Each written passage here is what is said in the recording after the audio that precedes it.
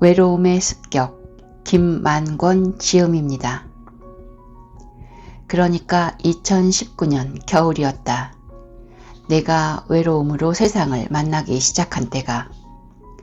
정신분석센터를 개원하신 분과 우연히 인연이 닿게 되어 그곳에서 무료 강의를 열었다. 물론 나는 정신분석을 공부한 적이 없었기에 외로움을 정신현상의 측면에서 설명할 순 없었다. 그 대신 철학적으로 사회 정치적 현상으로 바라본 외로움에 대해 이야기했다. 누군가는 물을 수 있겠다.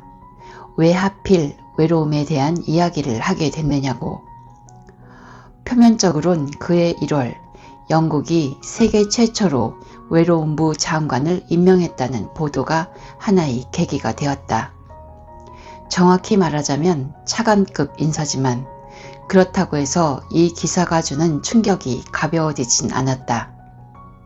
아니, 정부가 특별히 외로움이라는 현상을 전담하는 관료를 임명했다니. 결국 이 기사는 세계적으로 화제가 되었다. 정작 우리나라에선 흥미로운 해외 토픽 중 하나로 취급되긴 했지만 말이다. 누군가는 이렇게 말할지도 모르겠다. 인간은 원래 외로운 존재 아니냐고. 나도 한때 그렇게 생각했던 적이 있다. 외로움은 인간이 타고나는 감정 중 하나일 뿐이라고.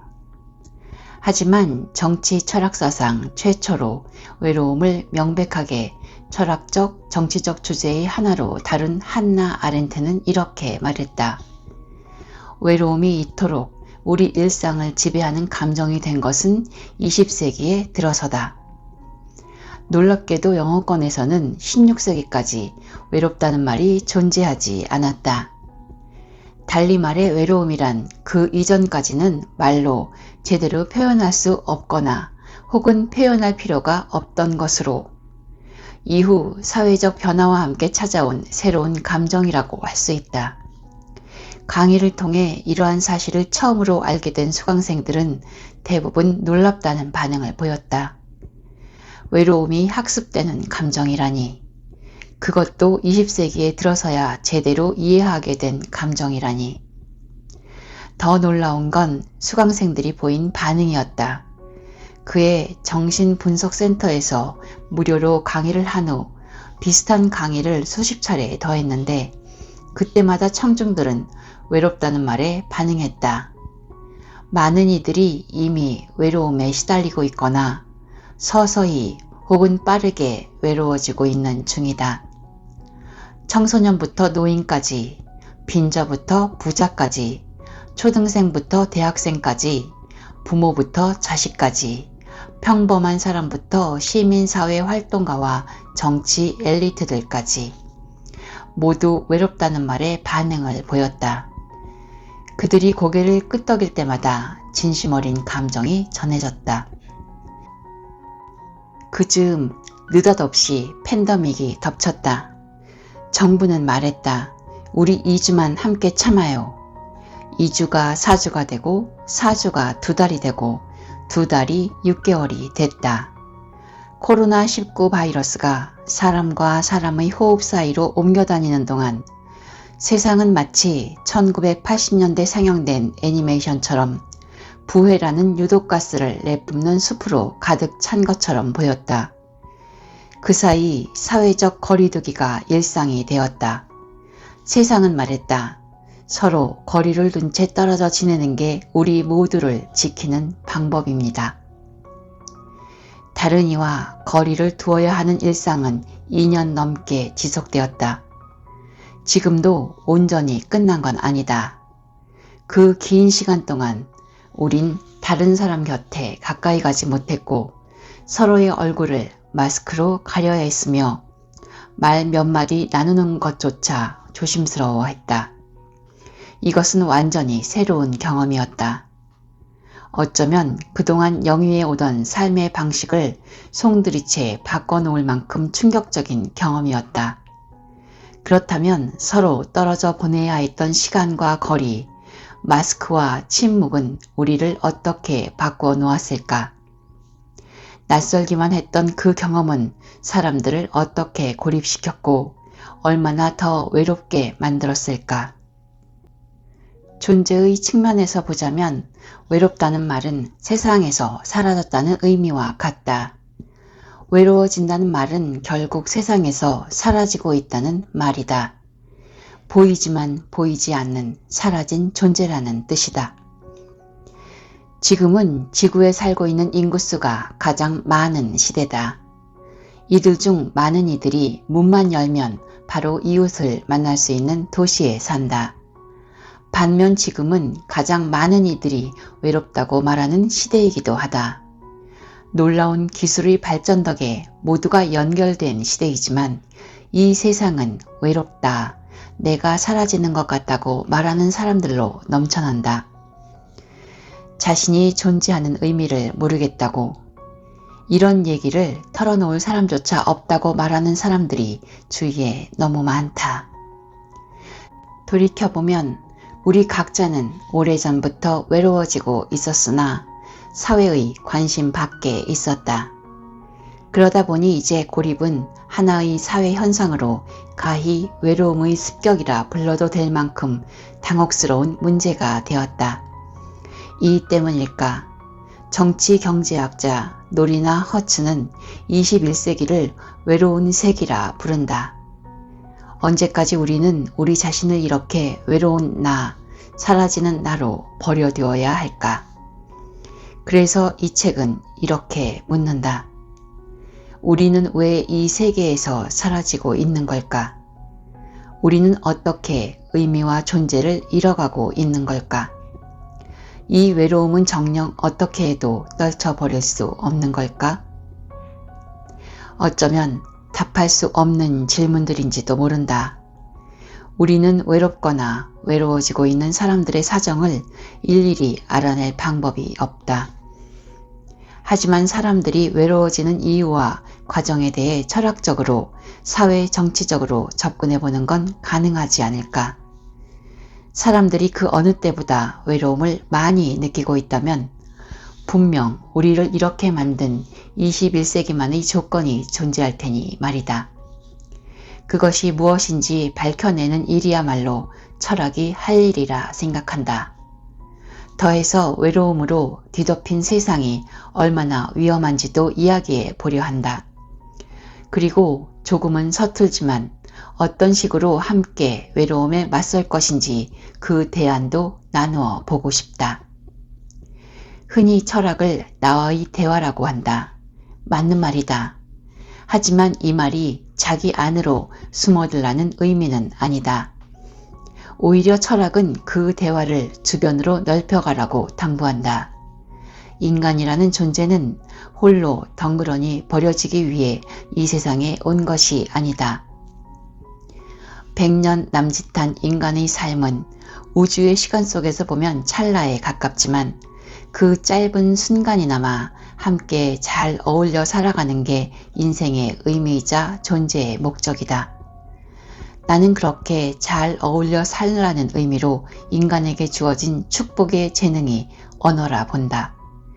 이 축복받은 재능을 잘 쓰기 위해 우리는 가장 먼저 해야 할 일이 다른 존재의 말을 성심껏 들어주는 것이다. 이 책 역시 내게 주어진 축복을 제대로 잘 사용한 결과다. 이 책이야말로 지난 몇 년간 많은 이들이 내게 들려준 이야기이기 때문이다. 지금 이 책을 읽고 있는 사람들 또한 가슴속엔 세상을 향해 하고 싶은 말이, 다른 이들이 귀 기울여 들어주었으면 하는 말이 있다는 걸 잘 안다. 나는 그 이야기들을 경청한 다음 이러이러한 사람들이 이 세상에 존재했다는 걸, 소중한 의미를 지닌 채 우리 곁에 머물고 있다는 걸 모두에게 알리고 싶다. 들어주는 사람이 있는 한 결코 우리는 사라지지 않는다. 이런 굳건한 믿음을 가지고 외로움이 무엇인지, 무엇이 우리를 외롭게 하는지, 어떻게 대응할 수 있는지 등을 함께 고민해 보았으면 한다. 그렇게 많은 이들이 나와 함께 한나 이렌트가 인간이 행하는 가장 위대한 일이라고 말했던 새로운 시작을 함께 했으면 좋겠다. 그렇게 많은 이들이 나와 함께 더 이상 외롭지 않은 세계를 지어나가면 좋겠다. 서두에서 잠깐 이야기를 했는데 2018년 1월 영국에서 외로움부 장관이 임명되고 난 후 우리나라에서도 같은 해 4월 한국 리서치가 최초로 외로움에 대한 여론조사를 실시했어요. 팬데믹 이전에 실시한 조사라 전염병의 대유행과 대규모 격리 같은 문제와 상관없이 외로움이 어떤 모습으로 확산되고 있는지 살펴볼 수 있기 때문에 다른 조사들과 함께 참고하면 우리나라 상황을 이해하는 데 상당한 도움이 되죠. 이 여론조사에서 응답자들의 26%가 지난 한 달 동안 상시적 외로움, 그러니까 거의 항상 혹은 자주 외로움을 느낀다고 답했어요. 이와 비교할 만한 자료로는 2017년 발표된 더 나은 삶 지수가 있는데 이는 경제협력개발기구가 각국의 삶의 질을 보여주기 위해 2011년부터 2년마다 조사해 발표하는 자료예요. 이 조사에는 공동체 연계를 측정하는 항목으로 꼭 들어가는 질문이 있어요. 곤란한 상황에 처했을 때 도움을 청할 가족이나 친구가 있는가? 앞에서 외로움의 본질적인 측면이 다른 사람들로부터 버려졌다는 느낌이라고 말했었죠. 그러니까 결국 이 질문은 공동체 연계를 측정하는 지표이자 외로운 정도를 나타내는 간접적 지표이기도 해요. 2017년에 발표된 이 지표에서 우리나라 사람들은 곤란한 상황에 처했을 때 도움을 청할 가족이나 친구가 있는가라는 질문에 75.9%가 그렇다고 답했어요. 그렇다면 대략 24% 정도가 그렇지 않다는 거죠. 이는 2018년에 발표된 한국 리서치 보고서에서 상시적으로 외로움을 느낀다고 응답한 사람이 26%였다는 것과 비슷한 수치예요. 제가 한 강의에서 이 자료를 소개했더니 수강자 한 분이 76%면 엄청 높네요. 이렇게 말씀하시더군요. 하지만 당시 조사에서 우리나라는 OECD 41개국 중 41위로 꼴찌였어요. 멕시코가 우리보다 한 단계 높은 42로 80.1%였고요. 2018년 외로움부 장관까지 임명한 영국이 93%라는 높은 수치를 기록한 게 무척이나 충격적이죠. 2년마다 발표되는 이 공동체 연계 지표에서 우리나라는 거의 최하위를 기록하고 있는 상황이에요. 다시 한국 리서치의 보고서로 돌아가 볼까요? 이 여론조사를 바탕으로 볼 때 우리나라 사람들의 외로움을 느끼는 경향은 다음과 같이 세 가지로 정리할 수 있어요. 첫째, 젊을수록 외롭다. 특히 20대와 30대가 외로워요. 이 조사에만 한정하면 우리나라는 60대보다 50대가, 50대보다 40대가, 40대보다 30대가, 30대보다는 20대가 더 외로운 것으로 나타나요. 특히 20대에서는 외롭지 않다고 답한 비율이 15%밖에 되지 않는 걸 볼 수 있어요. 둘째, 1인 가구일수록 외롭다. 1인 가구에서는 거의 항상 혹은 자주 상시적 외로움을 호소한 비율이 46%에 이르렀어요. 한편 외롭지 않다고 응답한 비율은 10%밖에 되지 않았죠. 반면 2인 가족에서는 상시적인 외로움을 느끼는 사람이 21%로 외로움을 느끼지 않는다고 답한 26%의 비율과 거의 비슷했어요. 3인 가구와 4인 가구 이상에서도 외로움을 느끼는 이와 느끼지 않는 이의 비율이 거의 비슷한 걸 볼 수 있죠. 이처럼 1인 가구에서 상시적 외로움을 호소하는 사람이 가장 많은 것으로 보아 앞으로 이 요인을 집중적으로 살펴볼 필요가 있다는 생각이 드네요. 셋째, 일정 소득 이하일수록 외롭다. 특히 가구소득 200만원 이하에 속한 사람들 중 상시적 외로움을 느낀다고 응답한 비율은 39%에 이르렀지만 외로움을 느끼지 않는다고 응답한 비율은 11%에 불과했어요. 가구 소득 200만원 이상에서도 상시적 외로움을 호소한 이들의 비율은 비슷했지만 소득이 높을수록 외롭지 않다는 대답이 증가한 걸 볼 수 있어요. 이는 소득이 어느 정도 외로움의 대체제가 된다는 거로 해석할 수 있는 부분이에요. 이 내용들을 정리해보면 우리나라에선 젊을수록, 혼자 살수록, 일정 소득 이하일수록 외롭다라는 걸 알 수 있어요. 그렇다면 이 세 가지는 서로 분리된 요소들일까요? 앞에서 1인 가구에서 가장 많은 이들이 외롭다고 응답한 것에 주목하자고 했었죠. 그럼 이 1인 가구를 중심에 두고 이야기를 해볼까요? 우선 1인 가구의 세대 구성 비율을 살펴볼게요. 2022년 7월 통계청이 내놓은 2022 통계로 보는 1인 가구에 따르면 2021년 기준 우리나라의 1인 가구는 전체 가구의 33.4%로 716만 6천 가구에 이르고 있어요. 그러니까 2021년을 기점으로 세 가구 중 하나는 혼자 사는 셈이죠. 이 중 29세 이하가 차지하는 비율은 19.8%로 1인 가구 5명 중 1명이 29세 이하예요. 그 다음으론 30대가 17.1%, 60대가 16.4%로 뒤를 이었어요. 이 통계를 통해 1인 가구가 가장 외로운 세대인 20대에 몰려있다는 걸 알 수 있죠. 청년 인구가 점점 줄어들고 있는 상황에서 특히 1인 가구 중 20대가 차지하는 비율은 주목해 볼 필요가 있다는 생각이 드네요. 게다가 이 보고서에 따르면 1인 가구의 연간 소득은 2,691만 원으로 전체 가구 소득의 42% 수준밖에 되지 않아요. 2021년 기준 국민기초생활보장 수급을 받는 1인 가구는 116만 1000 가구로 수급 대상 가구 중 70.9%가 1인 가구예요. 특히 젊은 층은 노동력을 갖고 있다는 이유로 기초생활보장 수급에서 배제된다는 점까지 고려하면 1인 가구의 빈곤은 심각한 상황이에요. 2022년 6월 한국보건사회연구원이 발표한 2022년 빈곤통계연보에서는 1인 가구의 빈곤한 상황이 좀 더 명확히 드러나 있는데 이에 따르면 1인 가구의 빈곤율은 무려 47.2%에 육박하고 있어요. 그런데 한국보건사회연구원의 2015년 빈곤연계 연보를 보면 1인 가구의 상대 빈곤율은 2006년 40.6%에서 2014년 47.6%로 높아진 데 반해 같은 기간 1인 가구를 제외한 2인 이상 다인 가구의 상대 빈곤율은 13.7%에서 12.8%로 낮아진 걸로 볼 수 있어요.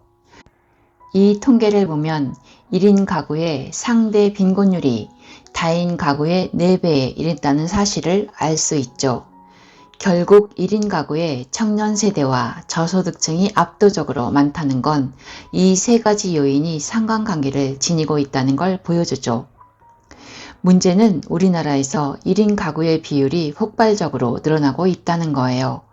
2022년 기준 우리나라 1인 가구의 비율은 전체 가구의 34.5%로 1년 사이에 1.1%나 늘어났어요. 1년 기준으로 보면 이건 엄청난 수치예요. 시기를 좀 넓히면 2015년 27.2%였던 것이 7년 사이 무려 7.3%나 늘어났다는 걸 알 수 있죠. 통계청은 2050년이 되면 이 수치가 39.6%에 이를 것으로 전망해요. 1인 가구와 관련해 2020년 한국경제연구원이 내놓은 1인 가구의 특성 분석과 경제적 영향이라는 보고서가 있는데 여기엔 1인 가구가 늘어날수록 분배는 악화되고 빈곤율은 상승한다는 결과가 제시되어 있어요. 이제 외로움을 만드는 세 가지 요소, 젊다는 것, 혼자 산다는 것, 소득이 낮다는 것이 서로 밀접한 연관을 맺고 있는 게 보이죠? 이런 경향은 다른 조사에서도 유사하게 나타나요. 시장조사 전문기업인 엠브레인 트렌드 모니터가 실시한 2023년 외로움 관련 인식조사에서 응답자의 90.8%가 사회 전반적으로 외로움을 느끼는 사람이 많은 것 같다고 답한 것으로 볼 때 대다수의 사람들이 우리나라가 외로워지고 있다고 생각하는 것 같아요. 또한 아래 그림에서도 볼 수 있듯 거의 모든 세대에 걸쳐 자신이 속한 세대가 외로움을 가장 많이 겪고 있다고 답한 것으로 보아 이 문제가 모든 세대에 해당한다는 것도 알 수 있죠. 특히 20대의 경우 60.4%가 자기 세대가 가장 외롭다고 답했는데 이는 모든 세대 중 가장 높은 수치로 이들이 얼마나 이 문제를 심각하게 받아들이고 있는지 보여줘요. 실제로 외로움을 느끼는 정도에 있어서 20대 응답자의 58.8%가 평소 외로움을 느끼는 편이라고 대답해 일상에서 가장 외로움을 많이 느끼는 세대로 드러났죠. 더하여 응답자의 37.7%가 일상에서 외로움을 느끼는 가장 큰 이유로 경제적 여유가 없다를 꼽은 것으로 우리는 외로움과 소득 간의 상관관계 또한 파악할 수 있어요.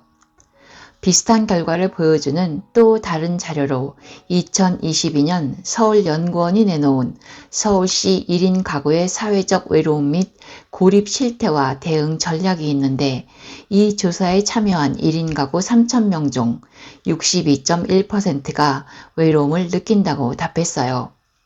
여기서도 외로움이 20대, 소득, 1인 가구와 어떠한 연관이 있는지 살펴볼 수 있죠. 짧게 정리하자면 이렇게 말할 수 있겠네요. 우리 사회가 전체적으로 외로움에 시달리고 있지만 특히 청년 세대가 적정한 소득 없이 혼자 살면서 더욱더 외로워지고 있다고 말이죠. 감사합니다.